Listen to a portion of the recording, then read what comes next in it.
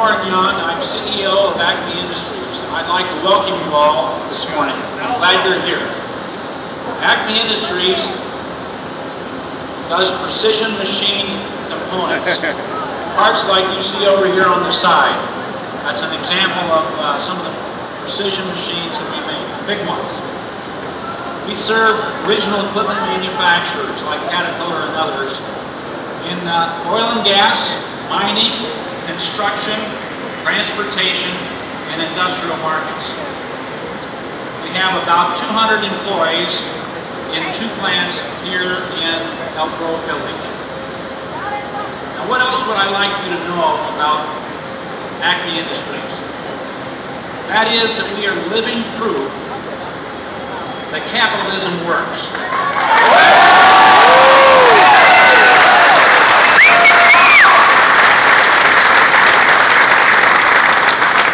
Under what other system could a guy of modest means, like myself, gain access to the capital required to acquire this company, Acme Industries, and to purchase millions in the equipment that you see here today? Over the course of 14 years and with the help of Acme employees, we've increased the number of employees by 3 times.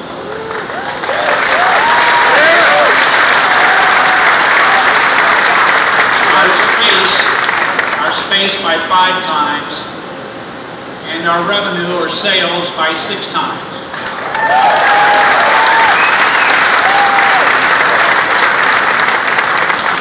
And I believe that we should not apologize for capitalism.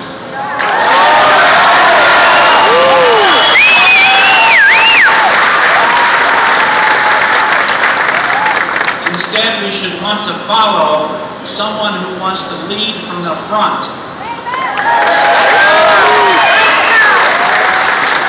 Someone who has a successful track record as a capitalist.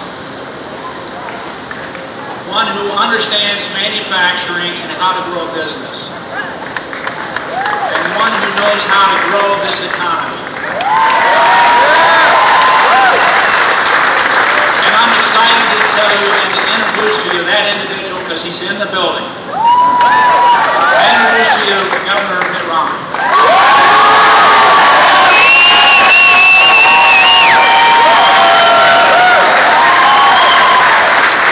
Thank you, Warren. This is the sound of work going on behind us. People working, machines working, creating products that America needs and the world needs. And I appreciate your introduction, Warren. I appreciate the commitment you've had to build this business. You and the people who work here built Acme Industries, not government. Thank you.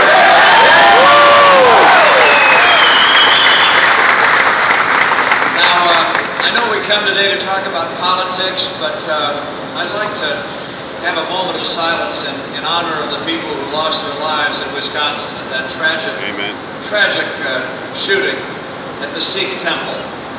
The tragedy is even more profound because the Sikh religion and the Sikh people are such peaceable, loving individuals.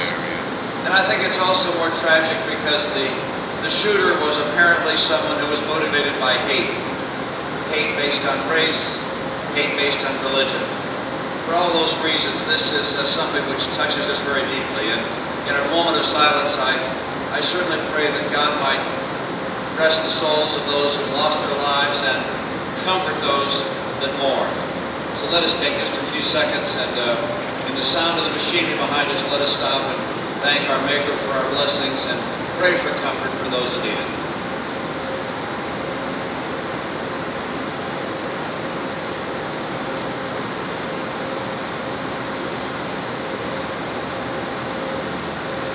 Thank you very much. Now, in just 3 months, or more precisely, 2 months and 30 days, America's going to have a choice about which direction to take. I'm today in a business known as Acme Industries. I only thought that was a cartoon business on the Roadrunner cartoons. Right? Which actually made a lot of money, I'm sure, selling product to the coyotes. Is that right? So we're here in the real Acme Industries. We have a business which does a very unusual thing. It does highly precision machining. It takes forged or cast parts that come from others, and then it machines them. It bores them or it grinds them. It puts them through effectively a lathe type process where they become more and more precision.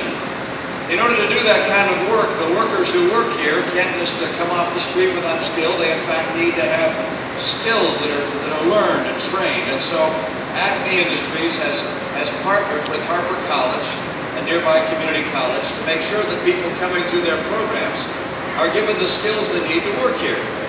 Just this last year, I think you've hired an additional 80 people. Is that right? That's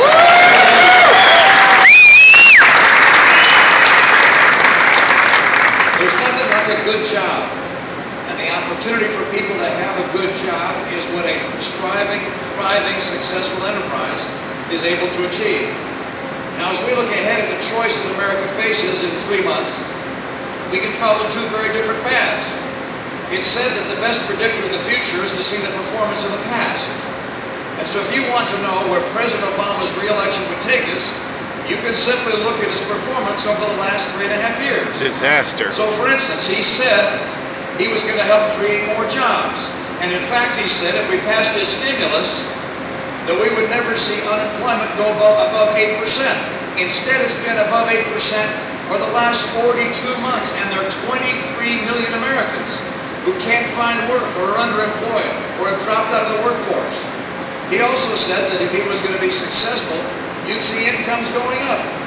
But instead, wages have come down. The median income of an American family is down $4,000 a year since President Obama has been president. He also said that he was going to cut the cost of health insurance. It was going to come down $2,500 per family. Have you seen that? Nope. No, as a matter of fact, it's gone up $2,500 a family. That's a difference of $5,000 a family. Gasoline prices have doubled. Food prices are up. The American middle class is struggling under this president. If we were to re-elect him, you'd see more chronic unemployment, continuing wage decline or stagnation, and of course an economy on the verge of economic crisis given the massive debt we have. The president's solution for all these problems is to do more of the same. He wants another stimulus. The last one didn't work. The next one won't either. Mr.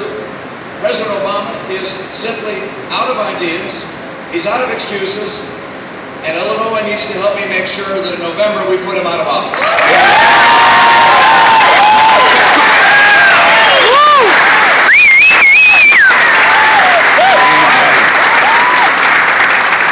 I've got a very different record. When I was governor of my state, we brought unemployment down to 4.7%, not the 8.3% you're seeing today. I was also able to see rising incomes and wages in my state. We also balanced the budget every year.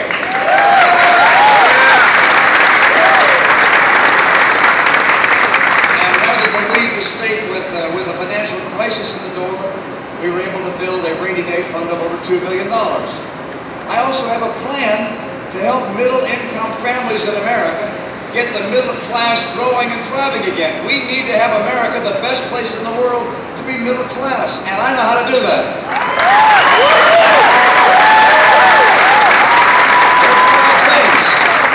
There are five things I will do to get the middle class seeing good jobs, rising wages again, and to tame our budget deficit. Let me tell you what they are. Number one, we will take advantage of America's energy resources, our coal, our gas, our oil, our renewables. In part because of the technology right here at Acme, we're able to take advantage of natural gas in new plentiful amounts at low prices. Bringing in that natural gas into manufacturing is going to bring manufacturing jobs back to the United States, just as it's doing here at Acme. These are companies from all over the world that have operations in the United States manufacturing products, and Acme provides those products to them for ultimate assembly. They're bringing manufacturing back to America, in part because of energy. I will take advantage of energy to bring jobs back. Number two, I want to make sure our people have the skills to succeed. You're seeing those skills being developed as a relationship between Acme and Harper College. I want to see more effective training programs in this country. Believe we can do that to get our workers the skills they need to succeed. I want our schools, instead of performing at the bottom third, to perform among the very best in the nation. We have to put our kids first and sometimes put the teachers union behind, make sure our teachers and our kids come first.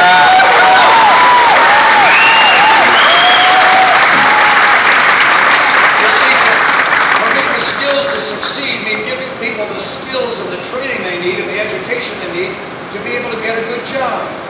Because getting a good job is elevating, it's uplifting, it strengthens the economy, and it strengthens the heart of the American people. One of the things that happened in the last couple of decades was one of the greatest bipartisan successes we've seen. And that was President Bill Clinton and Republicans coming together to reform welfare. They reformed welfare not just to save money. More importantly, they reformed welfare to encourage people to work. That's right. They did not want a culture of dependency to continue to grow. Obama just got rid of that. But instead, wanted to have people have the Dumped blessings of work. And by virtue of that bipartisan effort to put work back into welfare, you saw the welfare caseload cut in half. And you also saw the number of people in poverty come down year after year after year. That was a great accomplishment. I hope you understand that President Obama, in just the last few days, has tried to reverse that accomplishment by taking the work requirement out of welfare. That is wrong. If I'm president, I'll put work back in welfare.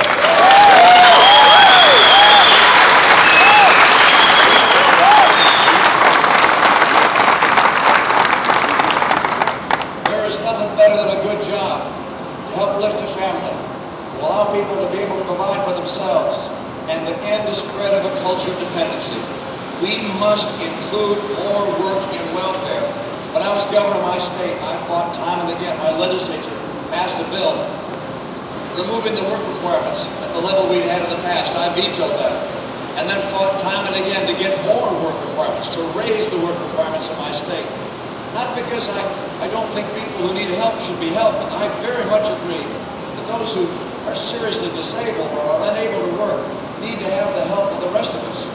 But those who can work ought to have the opportunity for a good job, and if they're getting state assistance, they ought to have the requirement for a good job.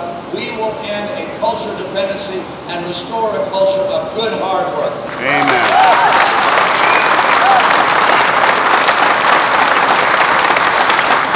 Now I mentioned 5 things. I've only described 2. Energy and the skills to succeed. There's a 3rd. Trade that works for us. Trade that works for America. If people cheat, stealing American jobs unfairly, as China has, we're going to put a stop to it. And we're going to open up new markets for our goods, particularly Latin America. Trade has to work for America.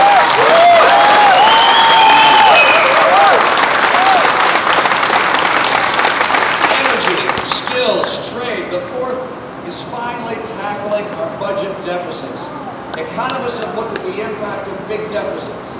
When deficits get too large, the debt gets too large as a factor relative to the total size of our economy, what happens is the economy slows down its growth. And a slow-growing economy doesn't create many jobs, just like we're seeing now in the Obama economy. And so I'm going to do something that's been spoken of but not accomplished. I'm going to finally cut the deficit and get America on track to a balanced budget.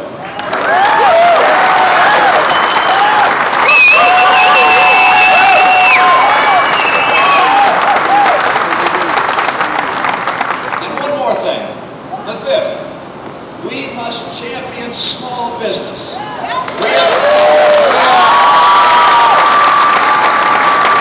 You didn't know that. Over the last 15 years, guess what proportion of all the jobs that have been created were created by small business? Almost 2/3 of all the jobs in America over the last 15 years have been created by small businesses like this, and even ones much, much smaller. And yet what's happening in Washington is a bunch of people who never really worked in the private sector think they know better how to run an enterprise than the people who are actually doing it. That's exactly They right. think they built these small businesses. They did not. They're smothering them. And so what I want to do is help small business by keeping their taxes competitive, by getting regulators to encourage them rather than crush them, and by finally getting rid of an enormous cloud that hangs over all sorts of small businesses in this country. And that's the cloud of Obamacare. We got to get rid of it. Amen.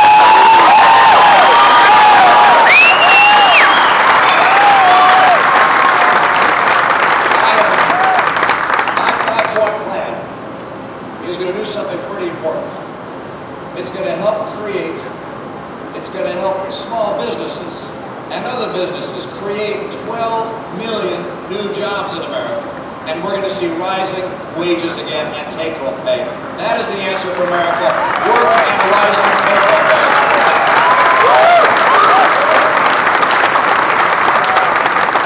Let me tell you, I'm excited about the prospects of getting America back on track. Because I know that if government is encouraging enterprise, instead of dampening it, you're going to see this country come roaring back with better jobs and better take-home pay. I know that because the entrepreneurial spirit is alive and well in this country. It's alive and well also right here in Illinois. You know, I met a guy, you may know him, Jim Leoto. You know Jim, nodding your head. Jim didn't do so well in high school. He graduated number 2 from the bottom of his class. And he went to his dad and said, look, college isn't in my future. Can I get a loan from you to start a business? And after a lot of discussion, his dad agreed to give him a loan. He went out and looked to see whether he could get one of these griddles to make hamburgers and those rollers to make hot dogs, and found out they were more expensive than the money he had. The only thing he could make for the money he borrowed from his dad was sandwiches. So he set up some tables in the garage and made sandwiches, and then he delivered them to the workplace to people who wanted them. Couldn't do that anymore Now today. Jimmy John has 1,200 restaurants across this country.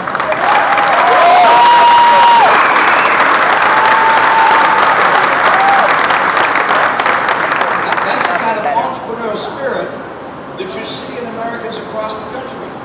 You see, these individuals don't look to government. They instead look to themselves and say, what can I do to make myself better? What things can I do to enhance the prospects for myself and my family? It's just like a kid in school who decides, you know, I'm going to work and see if I can make the honor roll.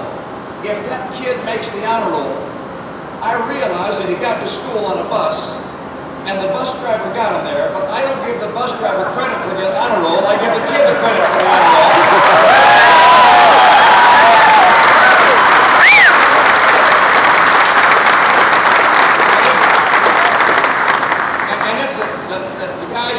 Who work here at Acme decide that they're going to go back to Harper College and see if they can improve their skills in machining so they can get a promotion with higher wages here. If they do that, I realize that to get to Harper College, they're going to have to drive, and to drive, they're going to have a license, and to have a license, they got to go to the DMV. But if they get that promotion, I give them the credit, and I don't give it to the DMV.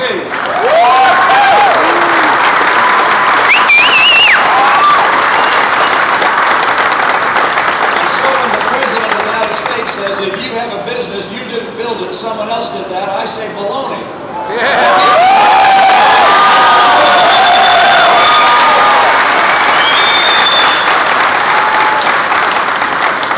I want to say one more thing. This is important.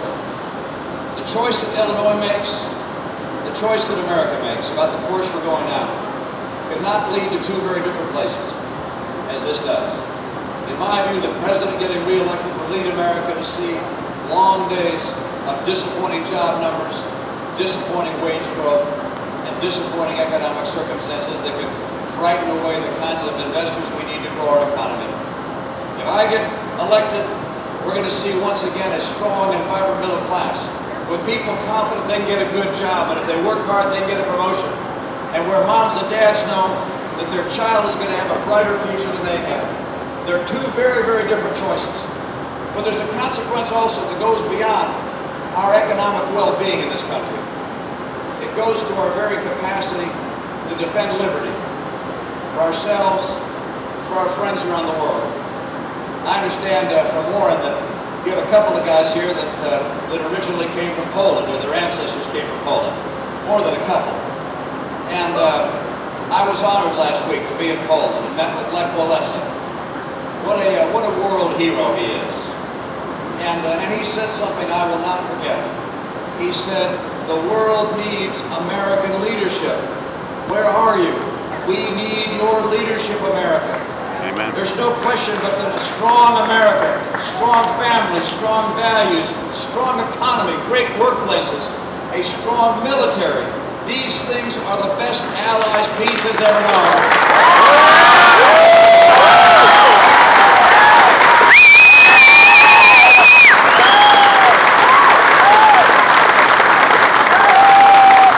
I love this country.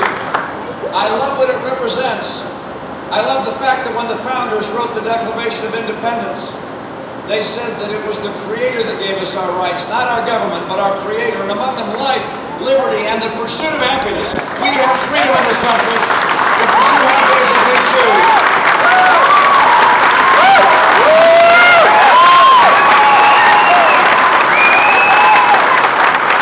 Our economy runs on freedom. It doesn't run on government. It runs on freedom. We must restore the kinds of freedoms that bring people here from all over the world seeking to fulfill their dreams. We're a nation of big dreamers. Kids who want the honor roll. Guys and gals who want the promotion. Even people like Warren who say, "I think I can build a business that will employ people and be successful." This is a nation of greatness. We need to restore that greatness, not by building government, but by restoring our capacity, individual by individual, to pursue our dreams. Everything I will do as president will be focused on helping American people have greater freedom and the capacity to fulfill their dreams. We will have a stronger nation, a stronger middle class. America will be able to fulfill its role as a champion of liberty, and we will keep America the hope of the earth. Thank you so very much.